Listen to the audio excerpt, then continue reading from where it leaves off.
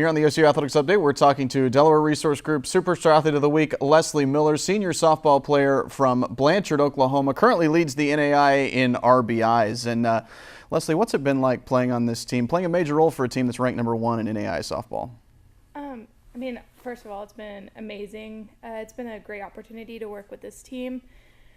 Personally, I don't feel like I play a major role. I feel like the reason that we're kind of a top-ranked team is that everyone plays a major role. Like, we hit 1 through 9 in the lineup, and everybody defensively is solid. So it's been awesome.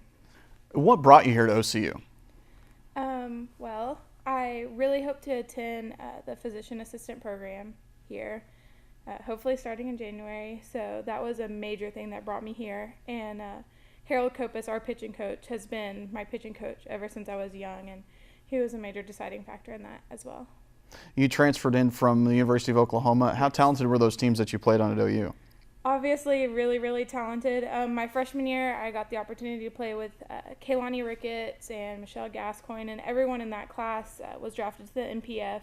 And also, my 3 years, I got to play with Lauren Chamberlain and Shelby Penley. So obviously, just huge amounts of talent on that team. What's been your favorite moment in softball? Like softball overall, or just like softball this year? Well, go both of them. Okay, well, overall, like winning a national championship was obviously a really, really exciting moment, and I'm hoping that we can repeat that this year.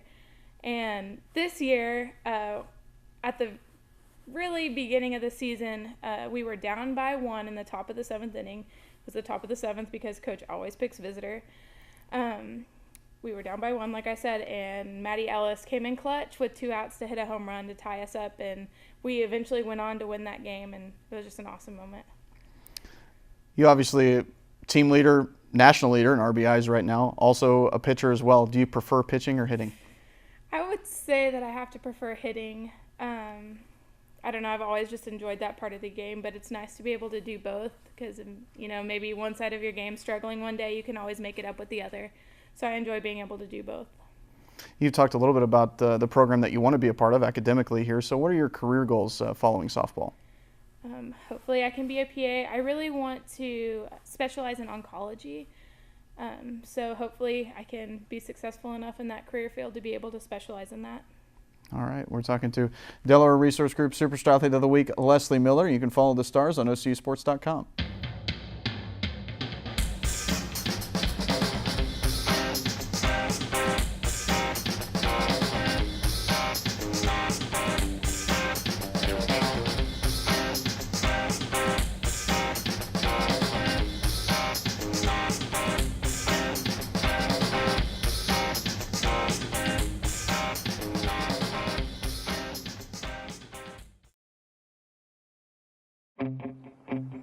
There's a call to be answered. The spirit of competition is still alive inside. The desire still drives. The phrase student athlete has a great ring to it. Lasting friendships are ready to be made. You just want to keep playing. Game on. Learn more at NAIA.org. Here on the OCU Athletics Update, we're talking to rowing coach Liza Dickson, whose stars won several medals at the Southern Intercollegiate Rowing Association Championships recently. And let's start with the men's team. The men's pair won the gold that highlighted the men's team there. What went into that performance? That was the first race of the morning, and it was awesome. We knew they were going to do pretty well after their qualifying heat, but it's a tricky race. It's just 2 people in the boat. They have to steer. They don't have a coxswain. So things have to go pretty smoothly to do well in that event. And once we won the gold in that, we were pretty psyched because we had a feeling we were going to have a pretty good day. Kind of started the ball rolling. So we were very excited. We think it may be our first gold medal at this year's regatta in our history. So doing a little checking into the records to make sure. On the women's side, a win in the 8 petite final as well. What went into that race? It's very hard because we enter the harder category there to race the Division I schools. We could be in a lower category, but we choose to race up. They had a tricky qualifying race, maybe didn't have the best piece possible. So to then come back and row their fastest race of the year in the final and be dominant in that event and get across the line first. I was really proud of them for that. It was a great race. A second place finish in the men's 4 as well. What about that race? That was fun because we just put that boat together really last week. Those guys obviously have been rowing together in some different combinations, but we put that combination together last week and thought it was going to do well. And very hard event, 25 to 30 boats in that event. Georgia Tech won, and that's their top 4 guys on the team. So for our guys to do that well against them and come in with the silver was impressive. And best race for some of those guys this year. You had every one of your men's rowers earn a medal, because there was also a third place finish in the men's 8. So what happened in that race and the overall performance of the team, that's something special. The men's 8 was, we knew we had a shot at it, but we were going to have to row pretty well. They were actually, I believe, in last place with 1,000 meters to go. So they put together a really awesome last 1,000, which we knew they could do. They just had to believe it and do it. So to beat some rival competition, it's really going to help prepare us for nationals, which our qualifier is next month. For all the guys to medal, this is where it becomes a little more like a team sport, more than people think.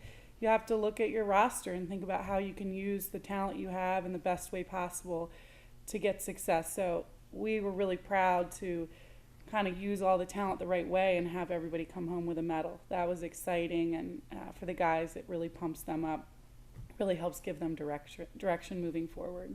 So it was fun. Back in March, you hosted the opening night dinner. Tell us about that event. The opening day dinner, this was our 3rd installment. It's really a chance to honor our seniors. They get rowing blazers. It's a chance for our alumni to come back and touch base. We really want to build the tradition in our rowing community. We had one of our alumni come back, Matt Mahan. He graduated a couple years ago. He medaled at Pan Am's in the summer. He trains here in Oklahoma City. So it was fun to see things kind of coming full circle, and our rowers to see and hear from Matt. He did a great job speaking. So it was probably our biggest one yet. It was a lot of fun. What events do you guys have coming up, and what are you looking for in those events? We've got just over 3 weeks to the Pacific Coast Rowing Championships for the women, and they will face Stanford lightweights, who are #1 in the country. They'll face some boats from UCLA, Cal, Washington. So we're talking the top of the heap of the Division I schools. So it'll be interesting to see how they stack up against that. And the men look to their national championship qualifier, which is held the same day on the same race course. That's called the Western Sprint. So we need to top Santa Clara and San Diego to secure a spot to the national championships, which are in June, first weekend in June. So. How did last year's experience of rowing in the Intercollegiate Rowing Association Championships benefit this team? They saw what real boat speed was. I mean, those national championships, those crews are really fast. You're looking at Brown and Harvard, Princeton, Yale, Stanford, all those schools. And it's just so great for them to see what it really was going to take to reach the next level. And we definitely expect when we qualify that we're gonna do better this year, because it really motivated them, really helped them understand what they needed to do to move the team forward. So we think we're seeing that last year really helped, and that's why we're winning 3 medals at Cirrus, because of that experience last year. There's an OCU alum that's training for the Olympic trials, is that right? Yes, Elizabeth Matthews. Actually, she's student teaching, just finishing up at OCU, but no longer on the team, ran out of eligibility, but continued to train here at the Oklahoma City High Performance Center. And she will start Olympic trials in Sarasota, Florida in the women's single on Thursday. It's going to be tough. It's going to be a great racing experience for her. She's young, so it's going to teach her a lot about what it takes to make it to the top level. But just for her to be a part of that experience, I think is amazing.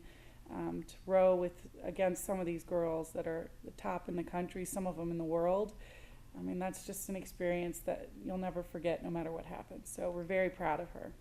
All right, we're talking to OCU rowing coach Liza Dickson. You can follow the stars on OCUsports.com.